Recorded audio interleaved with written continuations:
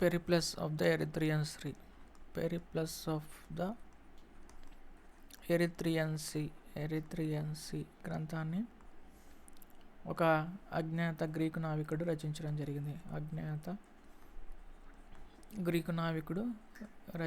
జరిగింది.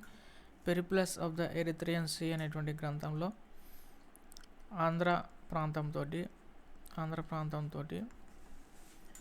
రోము, ఆగ్నేయ ఆసియా దేశాలకి జరిగినటువంటి వర్తక వాణిజ్యాల గురించి అజ్ఞాత నావికుడు చెప్పడం జరిగింది. ఆంధ్ర ప్రాంతంలో ఉన్నటువంటి రేవు పట్టణాల గురించి అజ్ఞాత నావికుడు చెప్పడం జరిగింది. ఆనాడు అంతర్జాతీయ రేవు పట్టణంగా అరకమేడు ఉందని చెప్పడం జరిగింది.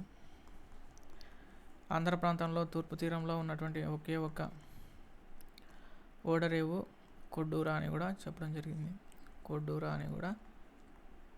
చెప్పడం జరిగింది. ముఖ్యంగా ఆంధ్ర ప్రాంతంలో ఆనాడు జరిగినటువంటి వర్తక వాణిజ్యాల గురించి Periplus of the Erythraean Sea గ్రంథంలో అజ్ఞాత గ్రీకు నావికుడు చెప్పడం జరిగింది.